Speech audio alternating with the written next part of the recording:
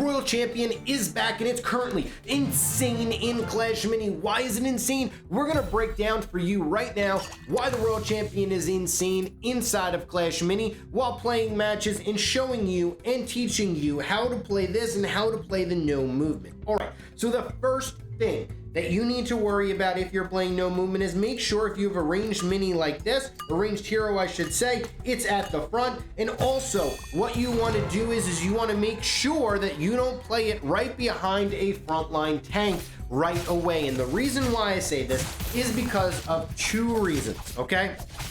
The first reason is because if they have a magic archer, they are going to chain off of your frontline mini and absolutely take care of your hero. I will show you this right now on the screen so you will see what I mean. If I put my knight here and this magic archer right here, the magic archer is just going to shoot in a direct line right into my Royal Champion. I'm not really too concerned about that right now because he is running a countess, so I can kind of do this instead. I don't think he's going to be running a magic archer or a prince in this deck. He might. Okay, so he's got a fisherman. Either way, that was going to get pulled. No big deal. It is kind of unfortunate that I also have my Electro Wizard in that position. So now that I know that he's playing a fisherman, he's going with a fisherman combination, he's going to be able to connect with my Electro Wizard as well as my Royal Champion. What does that mean for me? That means I'm going to be putting down my Swordsman and really upgrading it because the Swordsman is what's going to carry me in this match. Now, there's a couple of things I can do, but the first thing that I really want to do is put the Swordsman super high and make sure that that is my carry. I know that the Fisherman's probably going to get upgraded, which it is, because he wants to clear out my Electro Wizard as fast as possible, which, you know what, is exactly what he did, but sometimes, you know, it's going to happen. We are now going to go with the, hopefully we can get a reset here. That would be really nice. Nice reset. We are going to potentially, no, okay. We got to just clear him out here with the World Champion. Good win in round number 3. All right, so now everything is going good. Now everything is going great. You see that he had to get a 3-star fisherman for that to be really useful. I see that he's already taking care of those, so I don't even need to worry about that. What I am going to do is get the 3 dissipation, and we're going to get the extra damage, and that's going to really help us in this round as we are going to ready it up. Next round, if I do lose this, I am going to be maxing out my Swordsman, and then also I could be getting my Knight really hard upgraded. As you can see here, the 3 dissipation on the mini P.E.K.K.A is really taking care of his countess. I don't really need to worry about that too much anymore. We are just continuing to chain off with our Royal Champion. And as you can see, the power of this deck, the power of the Royal Champion is very strong, but we're not done. We're going to continue to show you more matches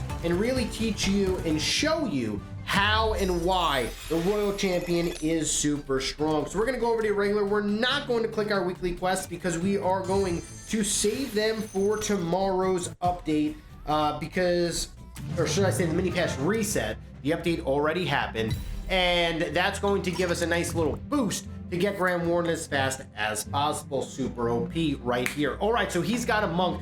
I do not want this monk to connect to any of my minis, which is going to be a reason why I am avoiding this supercharger, at least for round number 1. And I'm just going to put down a golden giant right here. Yes, I know I said that you don't want to put it in this kind of position, but he's kind of running a monk, and for right now I'm not really too worried about it, as the monk on the supercharger is going to be absolutely ridiculous to start out either way. All right, so now that I know that he's doing this, now we can play onto the supercharger with my Electro Wizard. I can re-roll here. I could always Knight Taunt to re-taunt off a Magic Archer or something like that that he wants to do. so I'm not too worried about that. I am gonna have to go with a mini P.E.K.K.A here and Dissipation. It is kind of one of those like situations, but you know what? It is what it is. I'm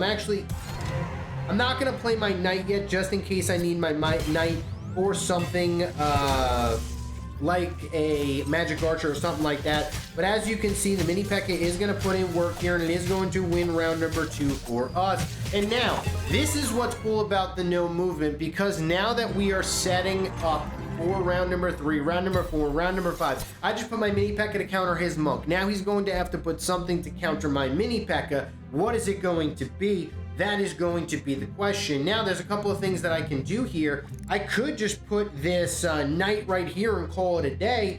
Ah, man, do I want to just put this Swordsman back here? If I put the Swordsman back here, that might be okay. I'm actually going to go like this, because I'm going to taunt out the... Okay, I didn't get that off in time. Unfortunate. All right, but that's all right. It looks like he didn't play any minis here, which could mean two things. One, he could have DC'd, or two, they're waiting for me to play minis because they're trying to win in rounds 4 and 5. Now, there's so much strategy that goes into this right now, because as you can see, 24 elixir is what they have, and now I kind of got to be careful here because of a couple of things. The first thing is area. Do I go with area? Yeah, if I go with area, I sacrifice my Knight, but I feel like sacrificing my Knight's worth it here.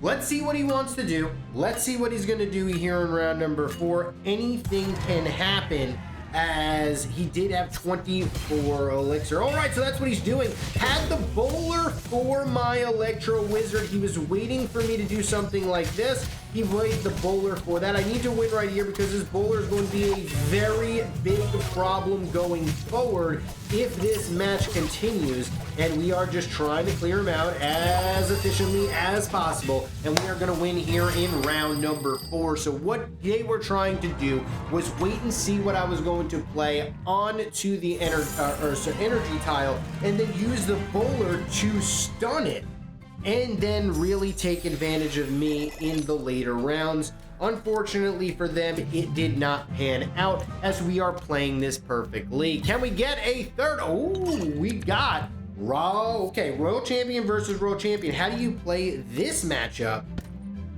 Because this matchup is a little different, but we do have the Golden Giant, which is why I feel like this Royal Champion deck is going to be very, very strong, because you're probably going to see a lot of Royal Champions right now.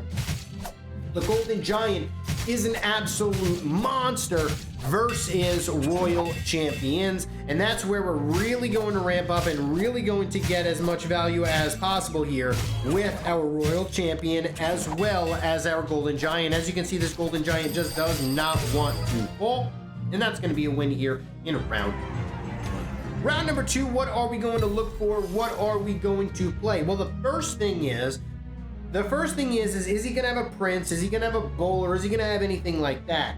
That is what we have to worry about. The second thing that we really don't have to worry about too much, but we can, is how are we going to play this? So first off, I'm going to go like this. I really want another one. There it is. And I'm going to go with area. Now what's going to happen is, as you can see, I'm going to be clipping his Royal Champion here as well as his Knight, which is going to take some damage away from my Golden Giant. Now that I see that he's got another stun mini, which is going to be the Electro Wizard, there's a couple of things I can do. The first thing I can do is just upgrade my Golden Giant to the moon, to the sky, to the pizza pie, keep it at 100% HP, and really take care of him as far as that is concerned. The Golden Giant almost survived for everywhere there. And now what do I want to do? I just saw that he has an Electro Wizard. I just saw that he has well, I know he has a Royal Champion. So what I'm going to do is I'm going to upgrade my Golden Giant one more time. The Golden Giant is never going to get eliminated, so I'm never going to get value from the Rampage. This is tough.